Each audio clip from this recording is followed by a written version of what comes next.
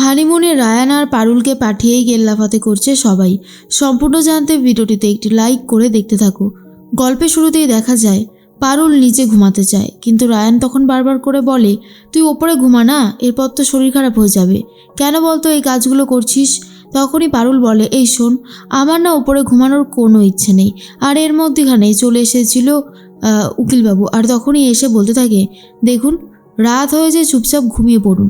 আর কালকে তো রীতিমতো অসুস্থ হয়ে পড়েছিলেন, ফুলশয্যাটাও ঠিকঠাক হয়নি, তাই আজকে একবারে ফুলশয্যাটা করে নিলেই তো হয়, ঝামেলা একেবারে মিটে যায়। তখনই পারুল বলে, এটা একটু ব্যক্তিগত ব্যাপার হয়ে গেল না? আর আপনি ব্যক্তিগত ব্যাপারে এইভাবে নাক গলাচ্ছেন, এটা কিন্তু একদমই ঠিক না। ঠিক সেই মুহূর্তেই তখনই উকিলবাবু বলে, সে না হয় ঠিক আছে, আমি আপনাদের ভালোর জন্যই বলছি, আর আপনাদের ভালো আপনারা নিজেরাই তো বুঝে উঠতে পারছেন না। এর মধ্যেই উকিলবাবু বেরিয়ে যেতেই দরজার ছিটকিনি দিয়ে দেয় পারুল।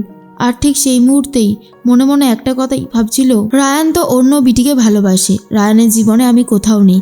সেই জন্যই পারুল অভিমান করে নিচেই ঘুমাতে যায় ঠিক করে। আর তখনই রায়ান ভাবে, এত দেমাগ তো, দাঁড়া তোর একটু মজা দেখাচ্ছি। এরপর রায়ান মিথ্যে মিথ্যে ফোন করে একটু রোম্যান্স করতে থাকে প্রেমিকার সাথে, বোঝাতে থাকে পারুলকে যে রায়ান অন্য কোনো মেয়েকে ভালোবাসে। আর ঠিক তখনই পারুল তো ঘুমাতে পারে না, আর বলে, তুই কি শুরু করেছিস বলতো রাত বিরেতে, তোর এই কাজগুলো কিন্তু একদমই ঠিক হচ্ছে না রায়ান। কিন্তু রায়ান কোনো কথাই শুনতে চায় না। ঠিক সেই মুহূর্তে এক বালতি জল এনে পারুল ঠিক করেছে জলটা রায়ানের মাথায় ঢেলে দেবে। আর অন্যদিকে উকিলবাবু বাইরে অপেক্ষা করতে থাকে, মশার কামড়ে তার আর ঘুম আসে না। তখনই চলে এসেছে রুক্মিণী আর বলে, আপনার কিন্তু একটা বেশ কঠিন দায়িত্ব হয়েছে, আর আপনি এই দায়িত্ব পালন করতে গিয়ে একদমই হিমশিম খেয়ে যাচ্ছেন। ঠিক সেই মুহূর্তেই তখনই উকিলবাবু বলে, আরে না না, আমরা সবই করতে পারি, কোনো অসুবিধা নেই। এরপর যাতে মশা না কামড়ায় সেই জন্য একটা ট্রিটমেন্ট দিয়ে দেয়। আর অন্যদিকে দেখা যায় জিজ্ঞেস করে উকিলবাবু যে, কি ব্যাপার বলুন তো, আপনার ভাইয়ের বিয়ে হয়ে গেছে, আপনার এখনও বিয়ে হয়নি, আপনি কি সিঙ্গেল? তখনই রুক্মিণীর মনে পড়ে যায় গোপালের কথা, আর বলে, না, আমি একজনকে ভালোবেসেছিলাম, বিয়েও করেছিলাম, কিন্তু সে আমাকে ছেড়ে অন্য জগতে চলে গেছে।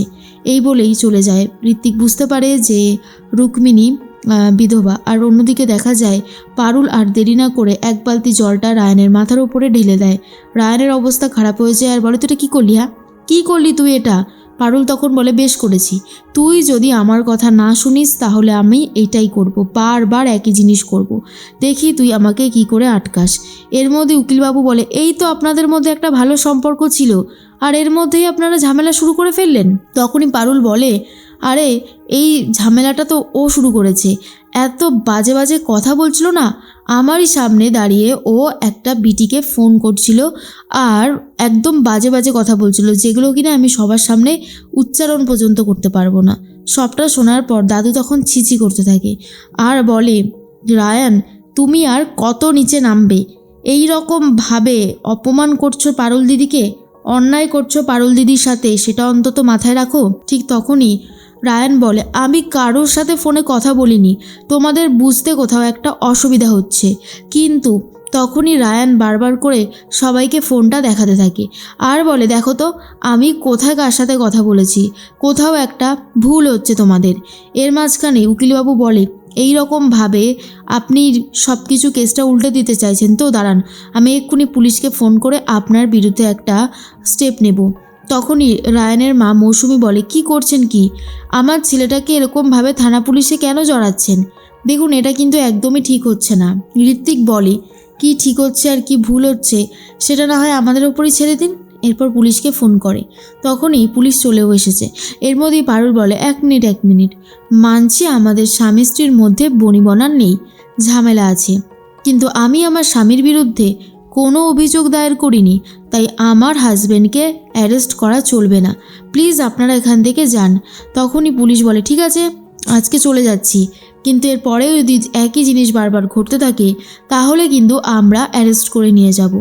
এর মধ্যেই পুলিশ তো চলে যায়। আর তখনই দেখা যায় যে ঋত্বিক একটা কথাই ভাবতে থাকে, সবটা ম্যানেজ করতে হবে। রায়ান তখন বলে, পারুল তুই আমাকে বাঁচিয়ে দিলি। পারুল বলে, দেখ এটা তো ঠিকই তোর আর আমার মধ্যে স্বামী স্ত্রীর সম্পর্ক নেই, কিন্তু আমারই সামনে দিয়ে তোকে পুলিশ অফিসার টানতে টানতে নিয়ে যাবে, এটা আমি একদমই মেনে নিতে পারবো না। তার মধ্যেই সবাই ঘরে চলে যায়।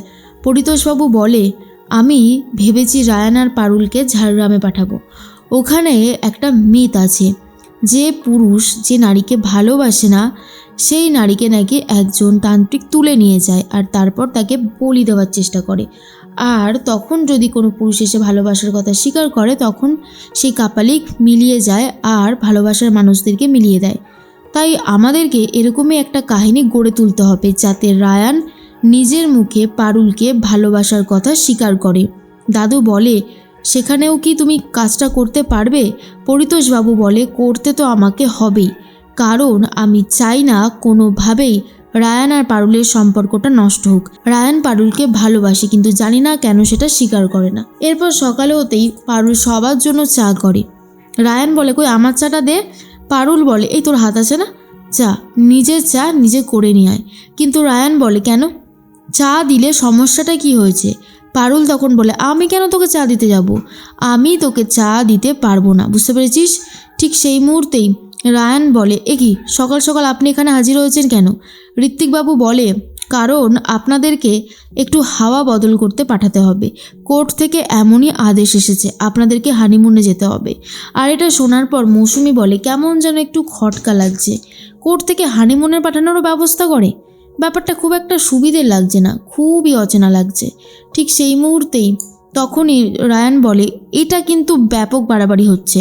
পারুল বলে, সেই তো, এর মধ্যেই সমস্তটা নাটক করে মানে দেখা যায় রিহার্সাল হতে থাকে যাতে নাটকটা খুব ভালোভাবে হতে পারে। কিন্তু তার মধ্যেই পারুল ভাবে কোথাও গিয়ে একটা মনের মধ্যে খটকা লাগছে, এমনটা তো হওয়ার কথা নয়।